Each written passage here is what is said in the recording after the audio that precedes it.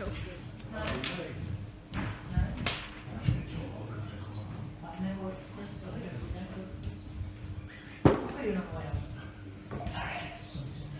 I just having fun because we're also recording as well.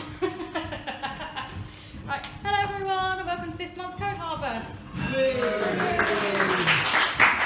Thank you all for coming. For anyone that hasn't noticed, we are recording. We do take photos, so sorry about that.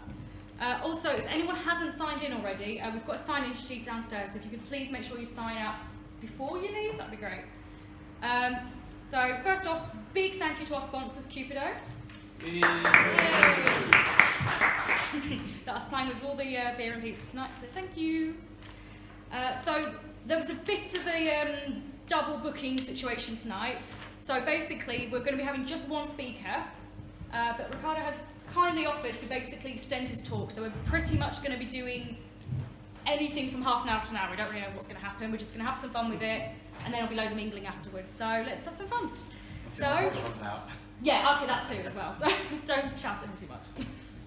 Right, so we're now going to have our talk on how modern applications can help you lower your carbon footprint by Ricardo Sueiras. Very good. Well Yes! done. Yes! I'm not even going to try. You told me how to pronounce your name. Go No, on. I'm not. I tried, you've got to. No. I can't. I always screw up massively. Anyway, so thank you for that introduction. And this talk, so it is a technical talk, okay? So I have made some assumptions about the listener, that they have got a passing interest or knowledge of tech, so nice to meet you again. This talk really is kind of a growing theme that I've been interested in for a while, but has started growing, I guess, lots of interest within my own company I work for, which is Amazon. So I should have said, I'm Ricardo Sueiras, I'm a developer advocate at Amazon Web Services, and so I actually talk to people, talk to companies, and talk at events on tech. Now I tend to focus on open source, but I have some latitude in talking about other things, and one of the things that I am increasingly interested in is how we as technologists can help in this kind of battle of, sustainability and green tech, and hopefully creating applications that are not going to burn the planet, and we'll come to that later on. And it's not just me that's interested in this. This is, I think, some stats from the Wall Street Journal. Increasingly, the kind of leadership of companies is also interested in this angle. And on the right-hand side, there's an article from the BBC. A couple of weeks ago, I was in Belfast. I did a talk on similar lines, and I was in a panel with a lady, I can't remember her name unfortunately, from Tortoise Media. She's an analyst, and she talks to governments. She talks to governments in Europe, and regulation and policies are coming very, very soon to companies. So today, when you do financial reporting, you have to report on financial stuff, but it's not going to be too far that we have to start reporting on carbon footprint, okay? So that's coming. So as a technologist, and this is a technical talk, how can we help organizations who need technology be better at this? And so, putting myself in the shoes of a technologist, as an architect, as a developer, or maybe even someone who actually manages tech, how can I help with these kind of questions? How do I identify, first of all, what my hotspots are? How do I know what my options are? And then how do I actually get started? Now, apologies, this is the first time I'm doing this talk, so I might have to go backwards and forwards a few times. So before I talk about modern applications, I want to talk about actually how we think about measuring our carbon footprint. Specifically, not specifically in tech. Let's make sure that line's not crossed. But generally, as a world, how do we actually measure this stuff? Now, luckily for us, the good people of the world have decided a few years ago that there are different ways you can do this, and they've kind of settled on the kind of greenhouse gas protocol, it's a very, very boring tome of documents, but it provides lots of mechanisms and lots of formula for how you can actually start to measure your carbon footprint, not just in technology, though in things like, in your house, your building, your office, that kind of thing. So we've got some really good foundational stuff on how we can actually measure this stuff, and it's categorized into what's called 3 scopes. The first scope is the fuel that we consume. So I've got a petrol car, so I fill it with petrol. At home I've got a gas boiler. I cook on a gas hob, right? And that's the stuff I consume. So the way we reduce our carbon footprint for scope 1 is we electrify everything.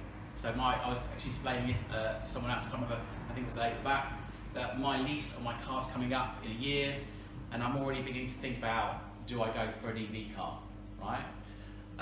So the way we reduce carbon footprint for scope 1 is to electrify everything. For scope 2 is the electricity we use. So now that we've electrified everything, how do we make sure the electricity we've got is renewable, clean energy? And so this really depends on your providers and how you can influence your providers in how they create clean energy.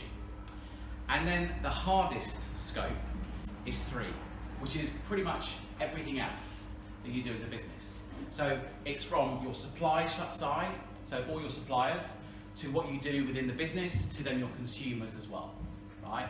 And this is super hard to measure, but it's important because there are important pieces around your total impact as a business that needs to be captured as part of scope 3. And it's in technology and the applications we create that typically sits mainly in scope 3, but also in scope 2 as well. So, before I begin talking about what modern applications are, I want to kind of do a very brief history in time about how we have delivered applications. So I've been in tech for 30 years. I started actually at the era just towards when mainframes were dying out, but I was lucky enough to work on IBM Z series, AS400s, and actually Burroughs mainframes as well, and actually start to kind of kick those out and bring in other smaller machines. But actually, the mainframes back in the day were pretty good, right? They ran at 50% utilization, typically average. They did use a lot of power. But if we take our application, organizations got pretty good at putting these applications in mainframes. And so they were pretty good. But the problem with mainframes is that they didn't particularly serve the needs of the business. They were too slow. PC came along, the price, performance, and Moore's law led to this kind of revolution whereby we started to move to servers. So companies started implementing networks through Novell networks, Banyan Vines, Windows NT, and the businesses were happy. They were developing applications for their business, but they were very inefficient. And the average utilization when I was doing this in the kind of like late sort of 90s was around 5%. So you've got these servers that use a lot of electricity and they're running very, very inefficiently. Now, to address that inefficiency, companies like VMware, Citrix created products that allowed you to better utilize the hardware. And that kind of worked to a degree. We managed to bump the increase up from 5% to about 10%. Anyone want to realise, anyone want to guess why it was any higher?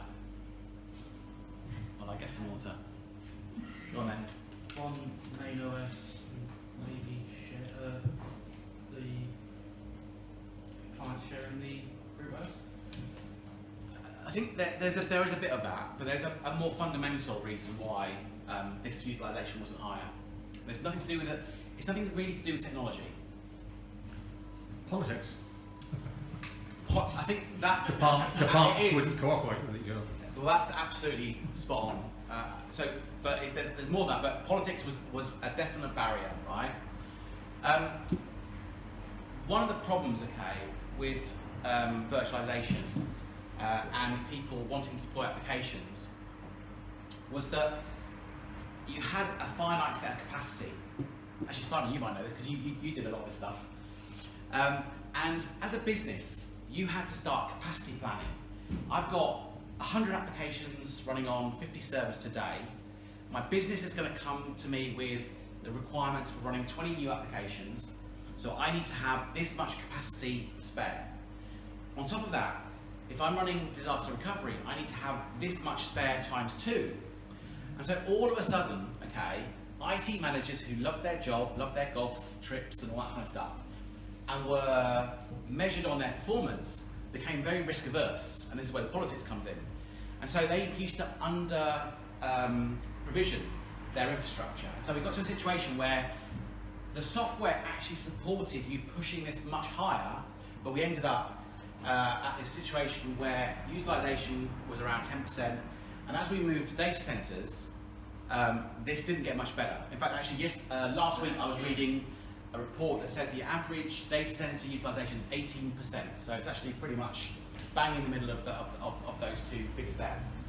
And so the technology here can actually run much, much higher. But the problem is, it's not a technology problem, it's a business and people and politics kind of problem. And this kind of graph shows kind of how this works, right? So the pink line, I'm not sure if you can see it in the back, but there's a pink line, okay, which is actually how your IT systems or how your applications are being used. And the dotted line at the top is all the capacity you have to deliver that. So when you buy a computer, when you buy a server, okay, all the aggregate of that is that top line. Obviously the delta between the line and that is what? It's waste, right? It's not being used.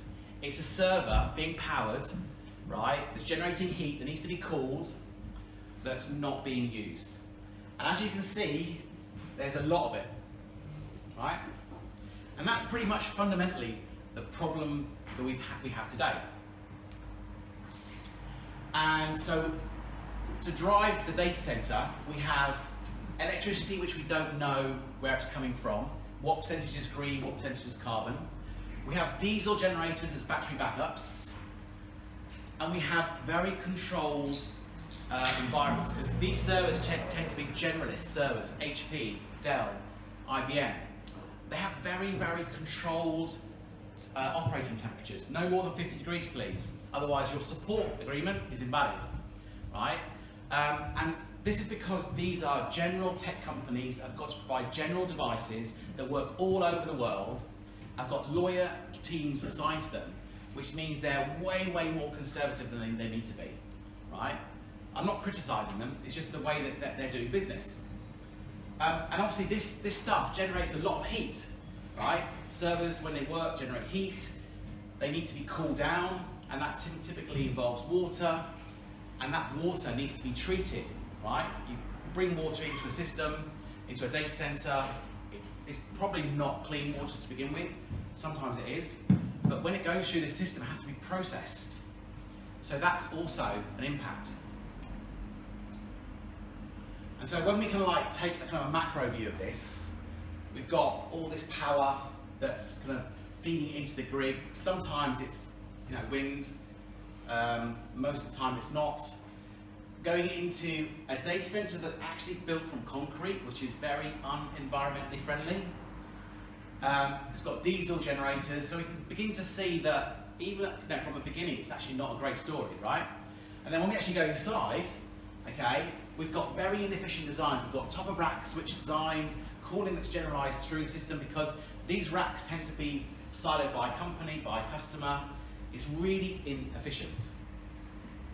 There's got to be a better way, right? Which hopefully we'll show a bit later on. Now, what's interesting is that in this 5-year gap, so this is a report from the US Energy Department. I think I've got the full quote later on.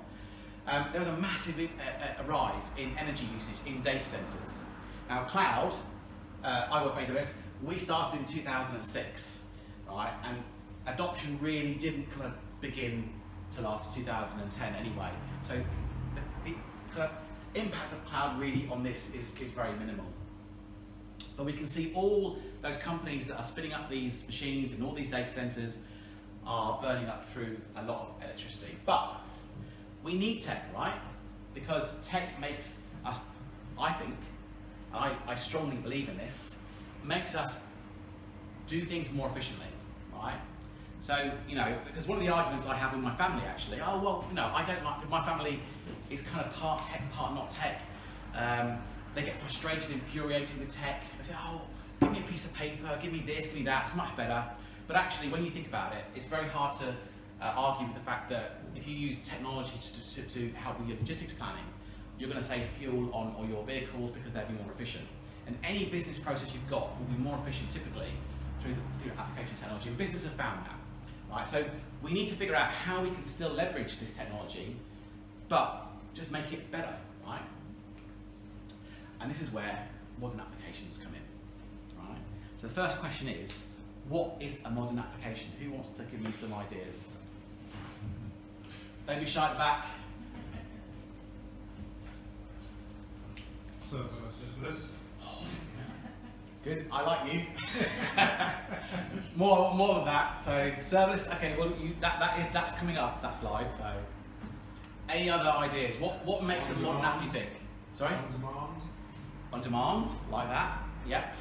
Something designed to take advantage of the newer tech rather than being architected for an old. Okay. So something basically is taking advantage of new stuff. Okay. Any other? Auto scaling? Read my mind. Yep. Auto scaling. Yep. Anything else? Anyone else? Like, Well written. you obviously haven't seen my code. I have. Actually, I would say it's not important. I would. It is obviously later on when you optimize, but initially, I don't think it's the most important thing. And we'll see in a bit actually. But so we'll come back to that one. So here is kind of like the kind of the Wikipedia, I think, a definition of a modern app. And what's interesting is that whilst the technology pieces are listed there, it's more about actually business outcomes, right? Modern applications are all about how you can write applications that actually allow you as a business to innovate quicker and deliver value to your customers more quickly as well, right? And typically, you do that in 3 ways. So here's your serverless one in the middle. So the first way is by what we call chunking down, so decomposing applications from big things into smaller things. So the analogy I like to use is you've got a jar, you can fill it with rocks, right? But you won't get many rocks in there. If you put pebbles, you'll get more pebbles in there. If you put sand, you'll get a shed load of sand in there, right? And that's kind of like the model, right? So we basically break down applications into smaller pieces. The main reason why we do that though is because it allows us to innovate faster. It allows us to decouple our applications and allows us to then apply new technologies to parts of that application. Those new that new technology that actually might be much more environmentally friendly. The second thing is the servicing, so managed services. So how can we operate something more efficiently than someone else who does this for their day job, right? And then the third thing is how do we make sure we do this in a way that's kind of like code, so we can repeat it, reuse it, optimize it. And so those are kind of the 3 tenets of modern applications. And hopefully you're asking yourself, why does that matter? How does this actually help with lowering your carbon footprint, which is the whole reason why hopefully you're coming here, right? So I'm going to share 5 things, I think. So this is not an AWS thing, this is my opinion. Although I do work with our sustainability people, and I told them yesterday, we had a big event yesterday in London, and I met the team, and they had no clue I was coming here to talk about sustainability. They were very interested, so I will let them know if there's any feedback that you have. So these are what I think are the 5 things that I hear people talk about, what I, as a technologist and a techie, have been doing and have been using and seeing people do to help them build these more efficient applications. The first one is probably not going to be a surprise. Cloud, right? So the first characteristic of a modern application is that it lives in the cloud. Now I work for AWS, so I'm biased, but there are other clouds. So use those, right? I don't care which one you use, just use cloud, right? Super important, and we'll see why. Cloud providers are motivated to drive efficiency and utilization through the roof, right? A 1% improvement in efficiency is equal to tens of thousands, hundreds of thousands, millions of pounds per day improvements for them. So as a result, and because of the features they give you because of that, we can now, as a customer, scale how we size our resources. This is the auto scaling. So we can scale up and scale down. It's actually one of the original value props of cloud. So you don't have to have these big rooms of servers that are doing nothing, right? You just provision the machines that you want, and then when you don't want them, you just delete them, and that's it. They're not yours anymore. You're not generating carbon anymore for those. Now, so as part of the stuff I've been doing to prepare for this talk, so I'm actually giving this talk a few months in the future. I've been looking at some of the research. There's loads of papers, right? Research papers that you can actually sort of view online. Where I don't know who's funding this research, but it looks at how to optimize and create new algorithms for efficiency, auto scaling of resources. So if you're a cloud provider, okay, you're incentivized to do research. You're incentivized to create teams to look at this, so that you can squeeze 10%, 20% more machines onto the same physical tin. Now we've done that at AWS for the last 10, 15 years. And we've gone from 70% utilization of a host for customers to 99.9%. Okay, and that's over a very short period of time.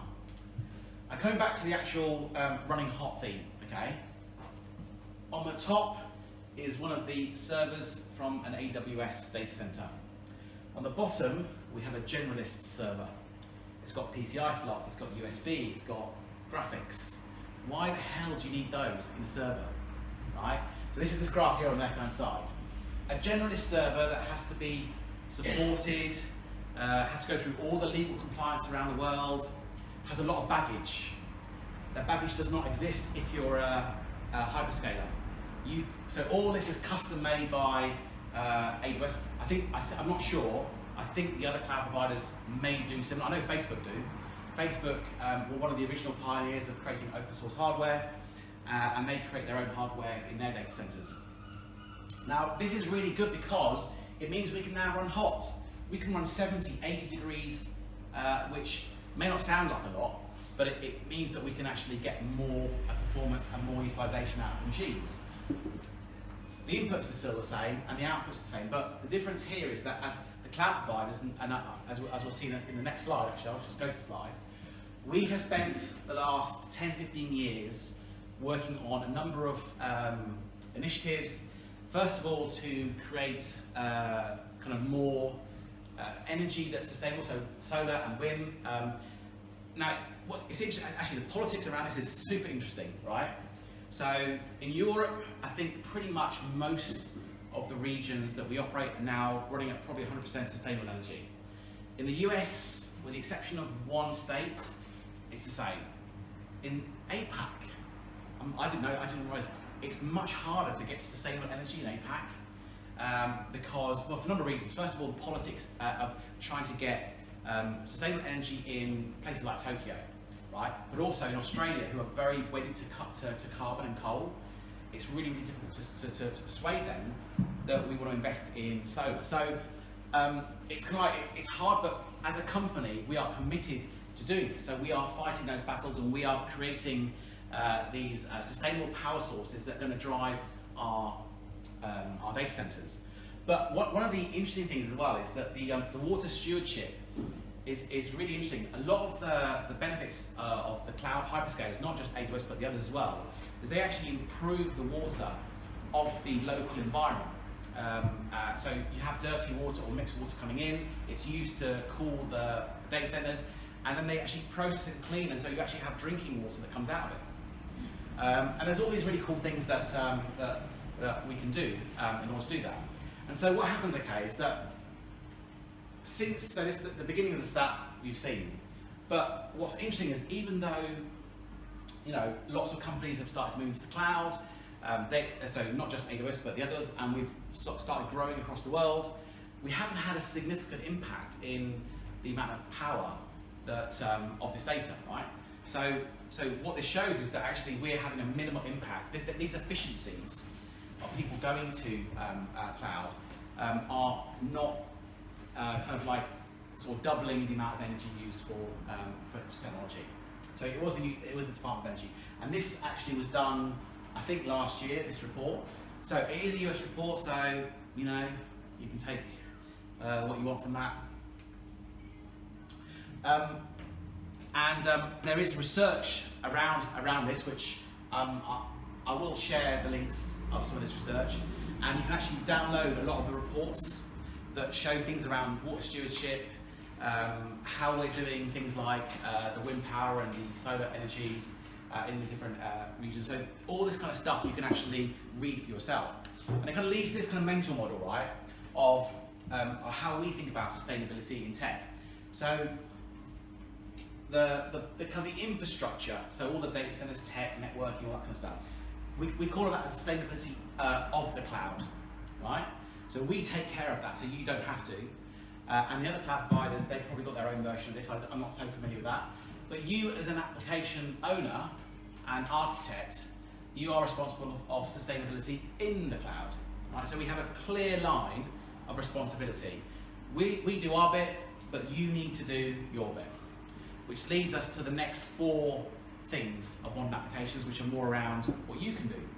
So the first bit, we do, okay? We take care of all that stuff, and I'll share the data points at the end of the slide, because that's the kind of finale, as to what typical impact we see. So the second kind of characteristic of modern apps is that you can effectively have more choice as to how you run that. Now, got any gamers here? Yeah? Right, so you've probably got a fancy gaming rig, right? It's got probably a Ryzen processor. It's quite an old game. Yeah, probably got an NVIDIA processing, that kind of thing. I don't have that. I've got a scrappy little 10-year-old desktop that runs Linux, works fine, right? Does what I need it to do, right? The virtualization technology and data center technology, you typically have very little choice. It's an Intel or it's an AMD processor. You can carve it up in vCPUs, but that's about pretty much it. But we know, because of research, you can see there's a theme here, I'm pointing to a lot of research here, right? We know that there's an impact on processing performance based on your application characteristics. So some applications use more, some applications are indifferent, okay? So what we really need is choice. And in 2015, AWS, we bought a company, an Israeli company called Annapurna Labs, that was kind of creating some very innovative ARM-based chips. We kind of bought them, acquired them, and started using them to start building our own silicon. In 2018, we announced our big global event, the first iteration of this, the Graviton processor. We're now on iteration 3. And well, I've got a slide, and this is a very super efficient processor.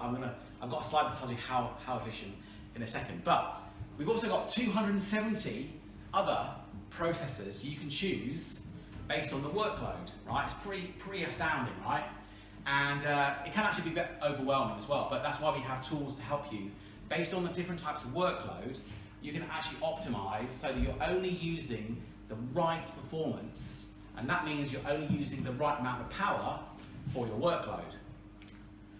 So the Graviton processor, which is one of my, it's my kind of pet hobby at AWS. I do demos, no demos today, where I show people how to get started on moving their workloads onto Graviton.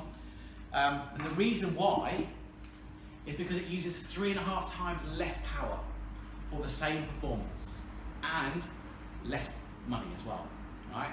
So, you know, for a typical workload, so I work in open source, I can take an open source piece of software, I can compile it, run it on Intel, I can compile it, run it on ARM, and I'll be using 3.5 times less power, but getting a little bit better performance for doing that.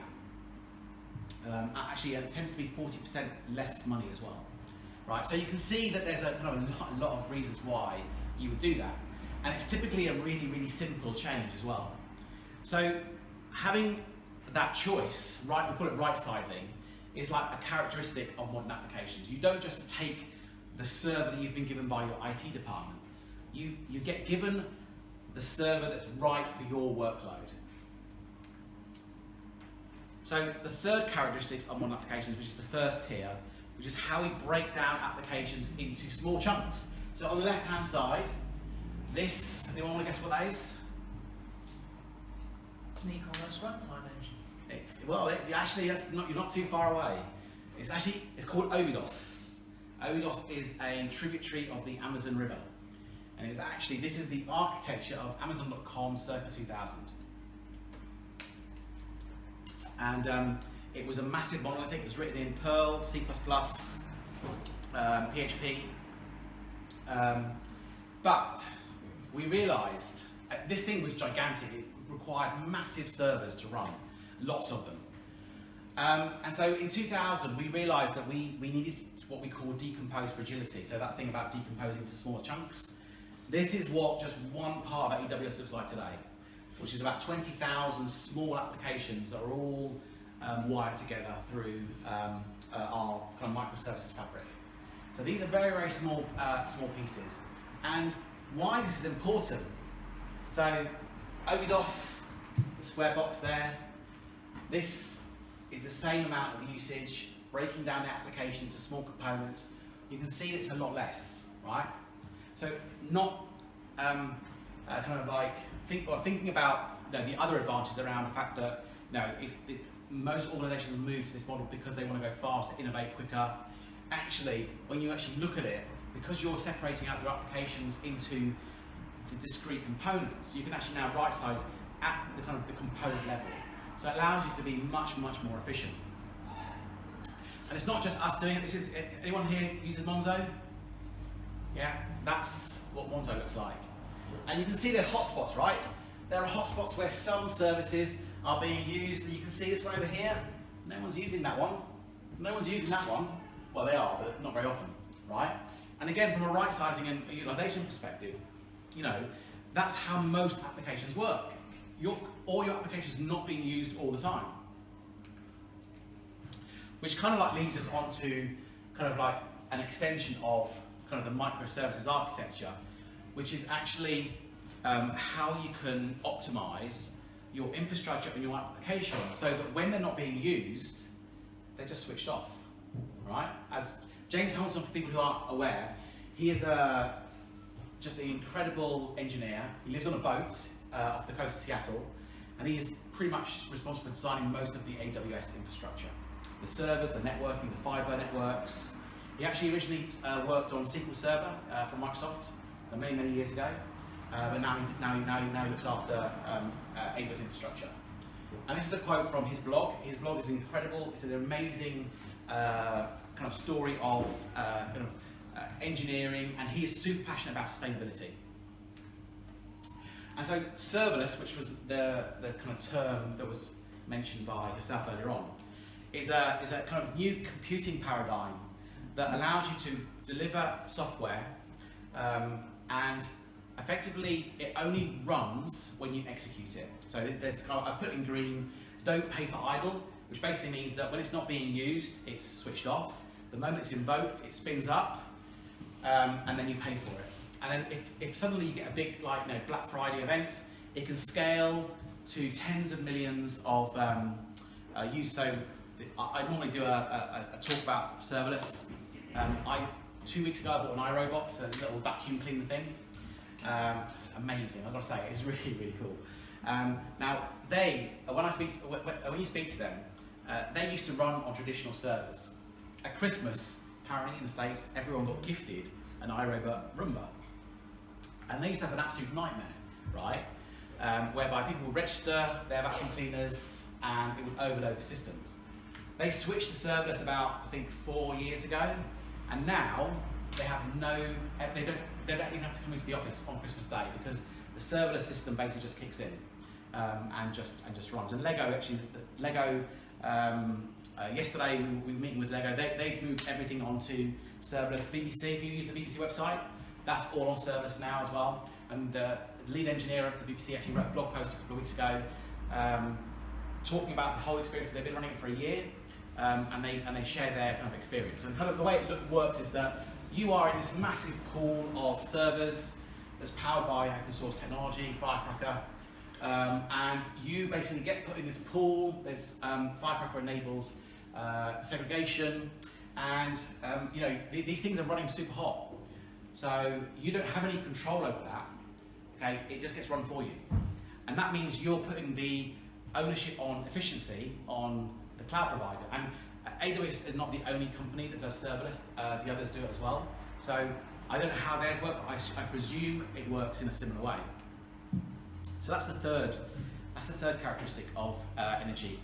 So the fourth one is actually, as architects, the choices we make when making our applications. The first one, super important, is actually the conversations we have with our customers when we're designing solutions.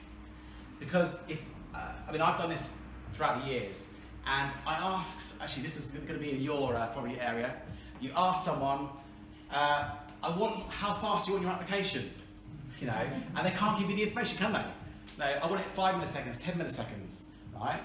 So we have to get better, actually, at pushing back to the business and saying, do you really need this application to be up all the time? Can you handle 5%, 10% slower performance? And if you can start doing that, you can actually start making some design choices that will actually help you reduce the carbon intensity of your applications.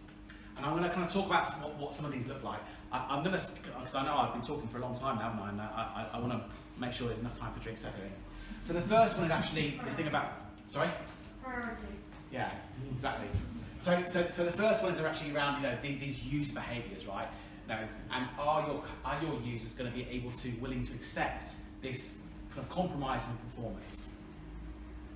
The second one is actually how you implement different software patterns that are more efficient than others. So do you really need to have active for resilience? Can you get away with just, if it's just a website that your marketing teams use, it doesn't really need to be, highly available. When you are developing your applications and when you're, thinking about your developer workflow, can you maximize the usage of your developer environments? Do you have to have separate environments? Can you lower the spec? I've got quite a nice spec Mac, right? But could I have got maybe a less spec one? Probably, and I'll probably be all right. Another characteristic is actually the language that you develop. So one of the things that microservices allows you to do is allows you to choose any language that you want. Rust is very rapidly becoming the de facto way of writing back-end software or software that's critical. It gives you C-level performance without the problems of memory safety that C gives you. But it also means that it's also a very nice experience for developers. Super efficient. This is research that was done that basically means that a lot of, so Amazon is 80% Java, so we're fifth down, but we're at 10-15% Rust, and most stuff now we're doing is in Rust. Mainly because of the memory safety, but now also because of the fact it actually allows you to create much more efficient, much greener code. With the data that you store as an application, there are lots of choices you can make around how you store that, including, do you really need, because most storage can operate across a continuum, okay? But for most applications I've worked on, having kind of something in the middle is actually normally okay, but normally it's the risk-averse people we have as our stakeholders are the ones that say, I don't want to be the one that gets fired over this, so I want to go all the way over this side over here, right? So we have to get better at explaining this, and it will happen. We will get to a situation where we have the right tools that enable us to have conversations with our stakeholders that will say, do you really want to do this because it's going to trip over our sustainability goals and it's going to be on your head? And that's how the conversations are going to go. And the final kind of characteristic of modern applications is how the fact that we're able to observe them. And what I mean by that is that they generate telemetry that allows us to actually see what's going on in a way that we typically couldn't see in old monolithic applications. And what that allows us to do is it allows us to find good proxies for efficiencies. So as an example, we can use fewer instance, so virtual machines. We can have less CPU, we can do less I/O, we can use less networking traffic, and those are good proxies for efficiency. Or we could try and drive up high utilization or higher response time, again as good proxies. And we can measure that because we've got that data. And we launched this last year. It's a carbon footprint tool that means that you can go onto the your billing information, and it actually prints out for your workloads you've got what's your carbon footprint today. Now it's a bit of a crude tool today, but it's going to get better over time. And so this is one of the things that allows you to now actually start tracking how your applications are, impacting your environment. So, kind of like, just to recap, kind of the three things that these modern applications allow you to do is they allow you to use less and more efficient resources. They allow you to lower the cost of running. So that's the other thing. A lot of the things I've showed, okay, have another impact, and that is that you lower your costs. And so cost actually is quite often a good proxy for efficiency. The less you pay, the more, probably the less impact you're having. So hopefully, if you follow these patterns, it's not only that you're being greener, you're actually saving yourself money as well, and therefore you're lowering the carbon footprint of your application. And how much your mileage will vary, but we got some independent research from 451 that said customers typically lower their carbon footprint by 88% when they move and adopt some of these practices, not all of them, but some of them. Okay, and that customers that move to the cloud. So this is AWS specifically. I don't know, other clouds may vary, but they're 3.6 times more efficient, right? So it's kind of like quite a compelling reason, I think, for organisations to start looking at modern applications to help them on their kind of green journey. So how do you actually begin? Well, the first thing is you move to cloud, right? And of course I'm biased there, but that's the only sales pitch you're going to get from me. But the second one, okay, is actually identifying applications you might have that might be good models to start off with, because really the way I like to operate is I like to do some experiments, see how easy it is, what I learn, what the impact is, and then scale it out as you get more confident. In the same way that we did when we moved to cloud, we follow the same principles, but we're doing this to green. And then finally, once we've actually got into cloud, we can start optimizing, because it's a continuous journey. And actually, what we're beginning to see now is applications. My old colleague Julian, who works for a company called Hugging Face, companies now are beginning to incorporate this into their tool. So you can't probably see it at the back. Now, when you train a model, it gives you your carbon footprint from running that training model. And this is something we're going to start seeing in applications. And so if you're choosing a provider, you're most likely, once the legislation kicks in, you're going to be asked, how am I going to get a report on the carbon footprint for this workload? And so obviously Hugging Face are already beating the curve here, right? They're a French company. But then the final one, okay, is make sure you stay away from tech that's burning the planet, right? So NFTs, blockchain, okay, Web3. This stuff is dangerous, seriously dangerous. Okay, I'll put my hand up. In 2015, I set up the blockchain group for PwC. We did loads of proof of concepts for insurance companies, the Bank of England. God, how I wish I'd not got involved, but that stuff is dangerous. So your choice of technologies is super important. As an architect, you need to know about this stuff. You need to know, and if someone, so actually, a couple of weeks ago, I was on a call, so I work for DevRel, and we were talking about marketing ideas, and someone said, oh, we're going to do digital badges. We're going to do NFT, digital badges. And I said, no, right? And what's interesting, okay, is that everyone said, why not? This is really cool. Everyone's doing it. And so we've got to try and, not be scared of upsetting the cool kids. Because we upset the cool kids, and we had to have a side channel conversation. But the fact is that, a lot of this technology is dangerous. The other thing is that on the optimization thing, okay, we're now beginning to see really good guidance around how to actually start optimizing your workloads on a continuous basis. Because once you've actually begun the journey, it's not like a finish, right? You need to continually improve so you can continually lower your carbon footprint. And so we created this cool thing called the Well Architect Framework, which has got a new pillar called the Sustainability Pillar. And this provides prescriptive guidance. Microsoft have pinched this. So they're doing it for their cloud, which is great. All good luck to them. But I think the way that I look at this is, as an organisation, you take this as a starting point, but you make it your own. And I think that, well, I'm running behind my slide.